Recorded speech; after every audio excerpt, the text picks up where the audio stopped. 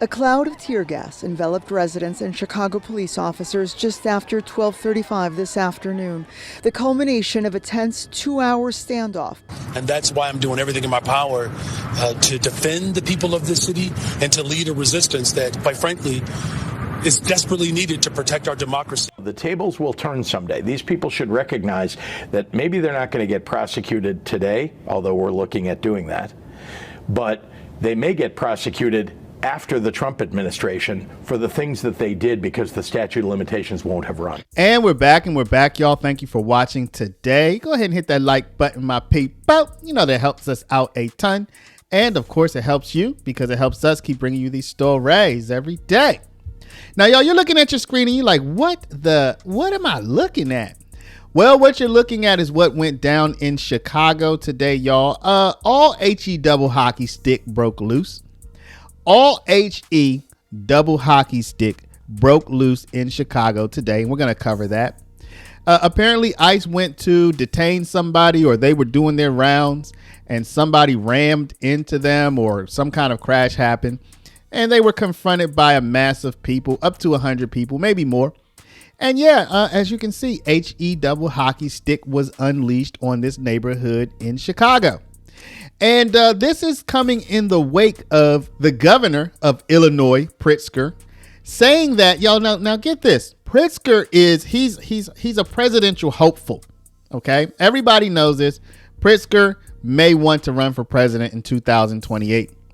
And Pritzker is actually threatening current day ICE agents, people who work for ICE today, with prosecution after the Donald Trump term is over. First of all, I don't know why why should there be, if you can prosecute them, why would you have to wait? So it almost sounds like he's afraid of Donald Trump. We're going to get to that in a second. It sounds like he's afraid of Donald Trump. And then two, if he wants to be president after Donald Trump's term is over, is he insinuating that he's going to prosecute his own ICE agents if he's president?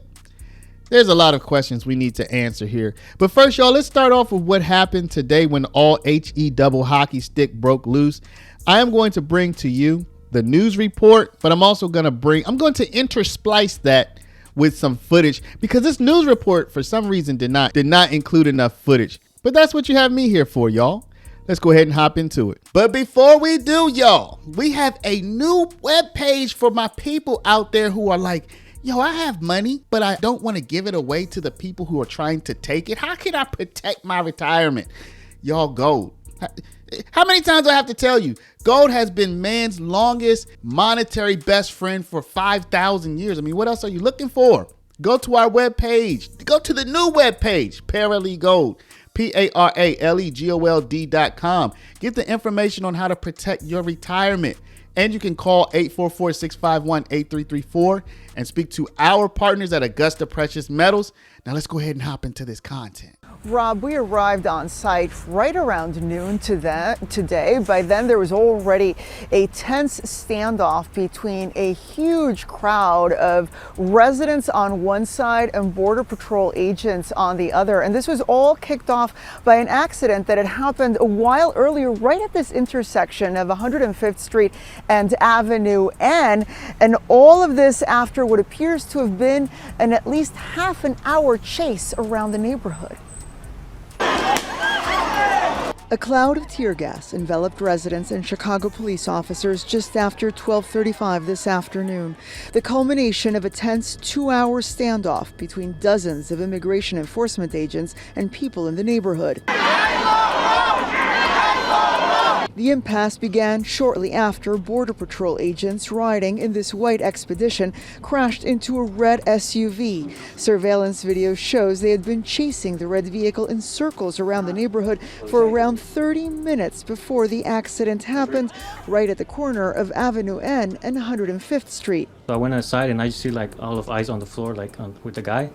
Then everybody just started coming out. Uber driver Eliseo Uribe was driving home when he tells us in Spanish, "The white SUV nearly hit me. I thought they were fighting, but I never imagined they were ICE." A Homeland Security statement today saying they were chasing the driver of the red SUV after he rammed them first, adding that once the vehicle was stopped, the suspects, who are both illegal aliens, attempted to flee on foot. As Border Patrol arrested the subjects and attempted to secure the scene, a crowd began to form. And that is when tensions began rising bit by bit until some of the crowd threw eggs at the agents, then minutes later, rocks, just as Chicago police came in to clear a path for the vehicles to be towed and agents to leave. Agents making several arrests, including at least one teenager. They just told me, Juanita, you have an emergency. ICE took your son. They beat him up, they body slammed him, and they took your son. Deputy Mayor Beatriz Ponce de Leon, arriving in the aftermath, had this to say. There's absolutely no reason to have this kind of chaos happening in our communities, putting people at risk, putting people in harm's way, and just exacerbating the fear that people feel right now. Now, that Homeland Security statement goes on to describe what happened as part of a growing trend of people resisting arrest and ramming into Border Patrol agents. They did not say how many people were arrested in total or where they were taken. A CPD statement telling us that 13 Chicago police officers also were exposed to the tear gas when it was deployed. So there you saw the craziness that went down in Chicago today. This comes on the heels of your boy, the illustrious sub 10% approval rating mayor of Chicago, Brandon Johnson, saying that he is part of the resistance. This is not about immigration. This is about a president who wants to enact authoritarianism in this country, where the rule of law doesn't apply to him and to one individual alone. And that's why I'm doing everything in my power to defend the people of this city and to lead a resistance that, quite frankly, is desperately needed to protect our democracy and our humanity. Did y'all ever notice that the illustrious sub 10% approval rating mayor of Chicago, Brandon, your boy, Johnson, did y'all ever notice how much he quotes Dr. Martin Luther King Jr.? Did y'all ever notice that? Now, there's nothing wrong with citing MLK, nothing wrong at all. But I think your boy, I think he wants to be like the next MLK. I think he thinks this is a reality show and that it's like who wants to be a civil rights leader. And I think he's trying. So while he's supposed to be mayor, he's actually trying to be a civil rights leader. I think the man should just go back to being a social studies teacher, personally. But anyway, y'all, at the same time, the governor of the state of Illinois is saying that he favors prosecuting ICE agents, y'all, but not now, not right now. He only wants to do that once Donald Trump is no longer president. Like, what?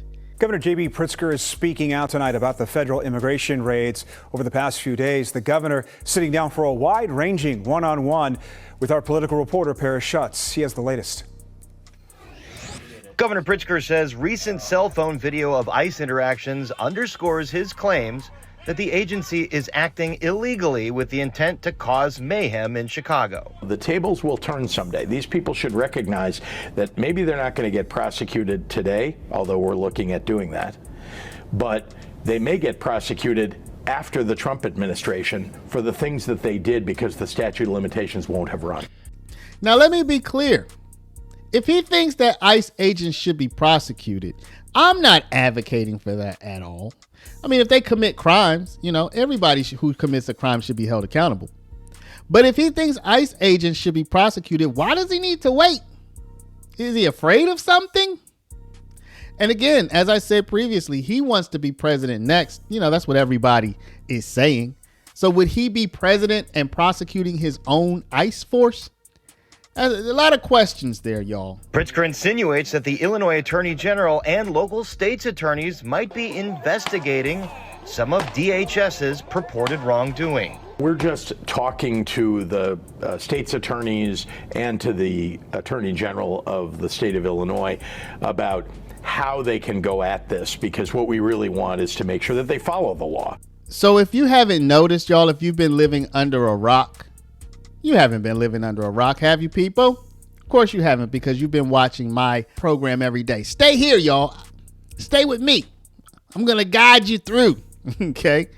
So unless you've been living under a rock, have y'all noticed that the Democrats, they have a few words that they use repeatedly in order to describe the Trump administration? Mayhem, chaos, fear. I mean, besides, like authoritarianism and all that stuff. But like their main message is that Trump is creating chaos. So when Pritzker goes on to describe what's happening in Chicago, he doesn't say that the protesters who are showing up, throwing rocks at people, are causing a problem. He doesn't say that the protesters who impede traffic or who try to violently rip people away while they're being detained, he doesn't say that they're causing a problem. He doesn't seem to think any of that is adding to the chaos. What's causing chaos is the federal ICE force doing its statutorily mandated job. Pritzker has kept up a steady blitz of national media appearances, carving out a role as Trump's opposition, and famously telling the president, quote, "Come and get me." This is after the president tweeted that he and Mayor Johnson should be in jail. Pritzker says Trump has nothing to base it on. So this is a dangerous time. The president of the United States is causing mayhem on the grounds in our state. He is going after his political opponents. I don't know why anybody would look at the situation and not recognize that he is moving toward making the United States an authoritarian regime in his own image. Now, in case y'all are familiar with me, did I just do a whataboutism? Did I say, hey, Pritzker, why are you talking about ICE causing chaos? What about all of the protesters? I would say that's not a whataboutism, because I'm actually saying ICE is not causing the chaos. I'm saying it's not about ICE and the protesters too. I'm saying I think the protesters are the ones causing the chaos. I think people should protest if they feel that something's wrong. I just don't think they should impede traffic. I don't think they should get in the way of law enforcement. I don't think they should throw rocks. But yeah, protest. As long as they protest peacefully and ICE can do their job, there's no chaos at all. So the chaos comes in the conflict. Pritzker has also drawn the ire of Customs and Border Patrol Commander Gregory Bovino.